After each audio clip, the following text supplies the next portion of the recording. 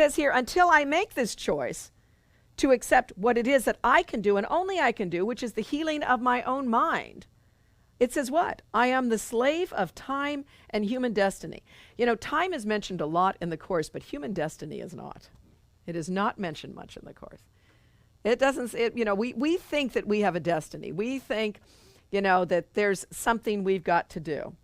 And this idea of human destiny, I think, keeps us baffled and confused.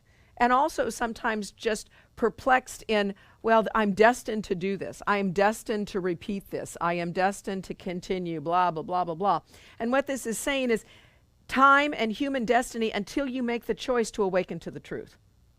Until we make the choice to awaken to the truth, we're going to be like Sisyphus pushing that stone up the mountain all day long, only to have it roll back down at night.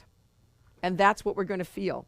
I heard somebody say that when the Cubs won the World Series, they said that, what was it, last time, 108 years ago, right? That was 108 years. They hadn't won the World Series for 108 years. That's a lot of stones rolled up the hill.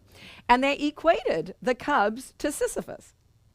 I thought that was pretty good, baseball and Greek myth, So here you got, that they kept rolling that stone up the hill. And you can imagine maybe a few generations of families who stuck with the Cubbies were always starting over again every baseball season with their favorite team, the Cubbies.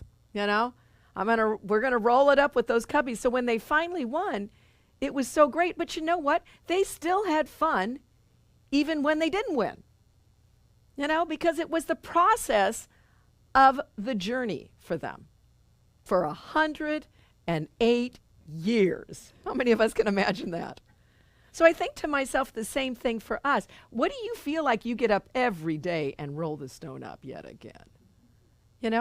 And when we look at it like that, it's laborious. But when we look at it and say it is part of my journey and that at any moment I can awaken to the truth, when I get involved in the excitement of the journey, I do the same thing. Feel like I've been doing the same thing for 40 years, and frankly I have. And I look at our son, Jeffrey, and he gets up every day and he's so excited.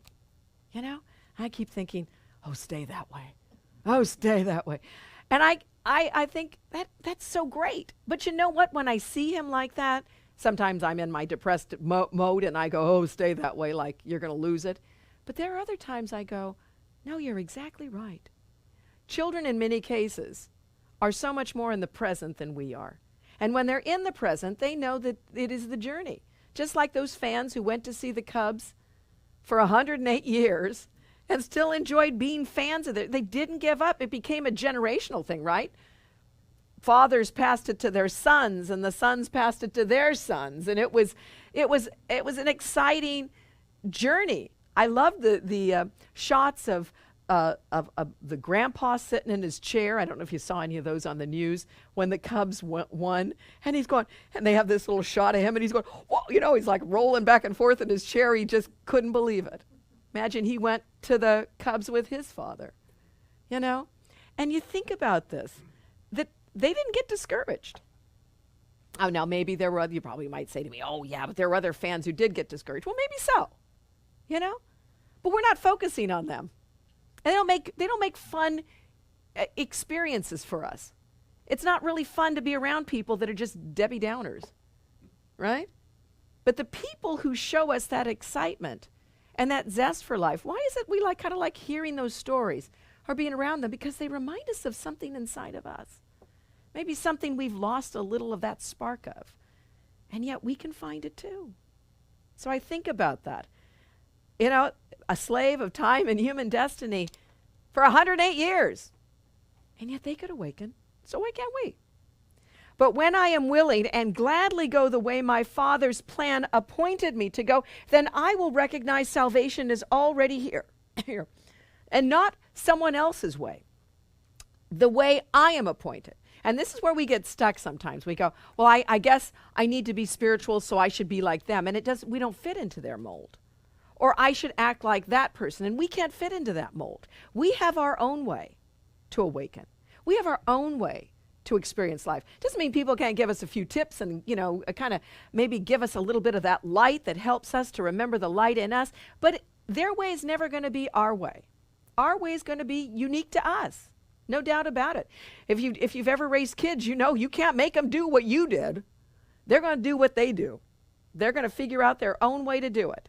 Especially when they're young, you can sometimes mold them then and make them do it. But when they get older and they start saying, questioning what it is that you've told them to do, then it becomes a little bit more challenging. Then you have to let them find their own way. So we're finding our own way. Maybe we've wandered away from our Father. We're finding our own way yet again. So when I willingly and gladly go in the way my Father's plans appointed me to go, then I will recognize that I've already got what I need. Salvation is already here, already given to all my brothers, and already mine as well. I am doing exactly what I should do right now. Now, is that my highest good? Have I made it? No, maybe not. But you're fine for now, and the next minute, you can do a little better. And the next minute, perhaps the next minute, the next minute. We're always kind of growing in this process. I remember one time I was watching a documentary on Mother Teresa, and this had to be 30 years ago, because I can remember where I was, and that house that I was in was 30 years ago.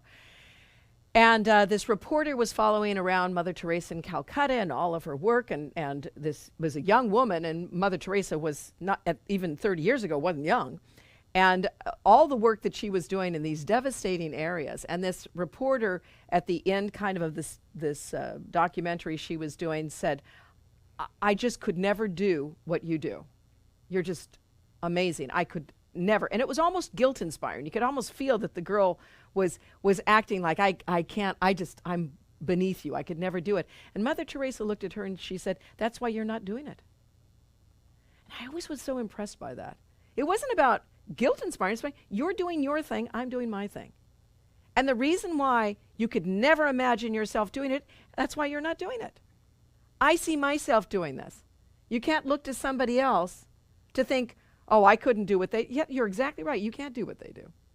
You do what you do because only you can do that. Somebody else might look at you and go, I could never do what you do. And you go, that's fine. That's why I'm doing it, not you. We need to do what only we can do. And not get upset that we're not doing it like somebody else. You're doing exactly what you're supposed to do. When Jesus says to us in A Course in Miracles, accept the atonement for yourself. He's in charge of the atonement, meaning he's there to help you, but you have to accept the fact that you are one with your brother. You have to accept that truth into your mind. No one can do it for you. You have to do it yourself. You have to live that every day of your life, every moment and every instant. You have to heal your mind like that constantly. That is the way appointed for us now.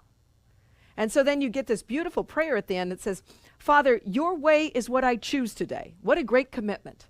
Your way is what I choose today. Meaning, I'm going to accept the atonement for myself. I want to know your way. I want to feel that oneness with you. I want to look at the blocks to the awareness of love's presence and let them fall naturally because I want to follow in the way appointed by you. And then we get this great line, where it would lead me, do I choose to go? I want your way. Where it would lead me, do I choose to go? What it would have me do I choose to do? So it sounds similar to that great lesson that says, what would you have me do? Where would you have me go? What would you have me say and to whom? That same idea, this dedication, this opening ourselves up to the truth. Your way is certain and the end secure. We will awaken together. It's no big mystery out there. He's not going to pull out the rug from underneath you. The memory of you awaits me there. And all my sorrows end in your embrace, which you have promised to your Son, that's each and every one of us, who thought mistakenly that he had wandered from the sure protection of your loving arms. We can never leave the truth. We can fall asleep to it, but we can never leave it.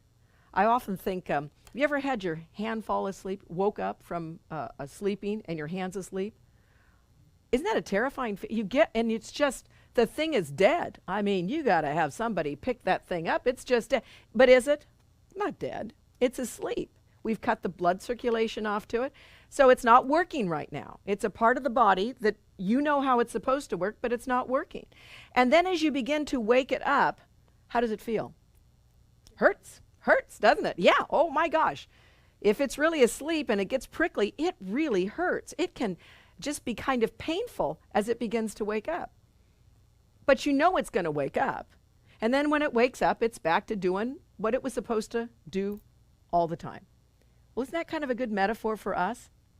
A part of the sonship, a part of the collective consciousness is asleep.